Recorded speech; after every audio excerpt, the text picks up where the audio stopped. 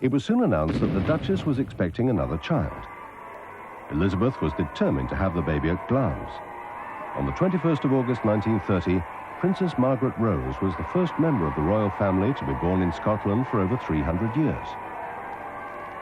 Her arrival was heralded by pipers and lighted beacons and great celebrations in the local community. In the years that followed, hundreds of little girls were christened Margaret Rose after the King's newest grandchild. As London society gossiped about the Prince of Wales's growing friendship with the American Mrs. Wallis Simpson, Elizabeth and Albert started to lay the foundations for a happy family life.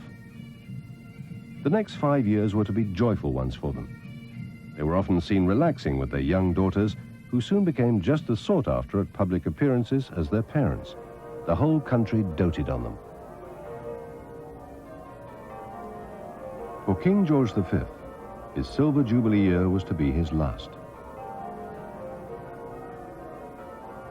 He broadcast to the nation on this happy occasion. How could I fail to note in all the rejoicing not merely respect for the throne, but a warm and generous remembrance of the man himself who, may God help him, has been placed upon it. It is this personal link between me and my people which I value more than I can say. It binds us together in all our common joys and sorrows.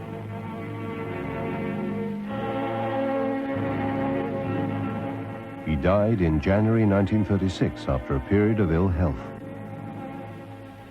There are times when words seem inadequate, even superfluous. When a great and beloved friend passes, silence alone has any quality to console the bereaved.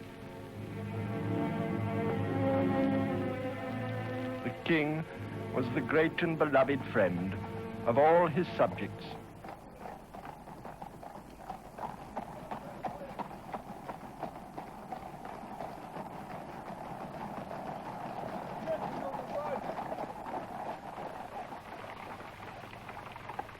The new King, with the Duke of York on his right and the Duke of Gloucester on his left, heads the solemn company of mourners, and they are followed by a closed carriage in which travels unseen Her bereaved Majesty Queen Mary. A pathetic figure in the procession is the King's pony, on which he rode only last week. 2.5 miles of roadway lead to Wolferton Station, and along it the royal brothers follow their father's coffin, the Duke of Kent and the Earl of Harwood walking behind King Edward.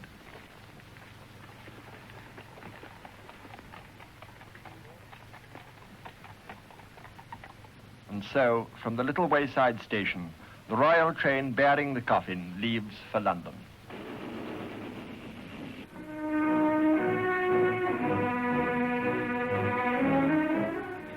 In the sad bereavement which we all feel so deeply at the death of our late beloved King, what consolation it is to know that a son worthy of his father has succeeded to the throne. The new King, so familiar to us as the Prince of Wales, is the best known man in the world. He is certainly the most travelled public character, and in his wanderings has enjoyed every kind of hospitality, including the triumphal drive through New York. He went to the Argentine to open the British exhibition in Buenos Aires, and he has visited all the great dominions several times. He must thus be one of the world's best informed men, not only in matters of state, but also on industrial questions, having met people in all walks of life. He flies about his business, and he has already shown us that he does not propose to give up aviation, even though he is king. He will certainly be a very modern monarch.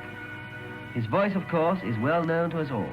I hope with all my heart that this fair city and its countryside may ere long be as happy and as prosperous as of old. He is 41, but is there a younger man for his age? It will be a long time before many of us get used to calling him the King.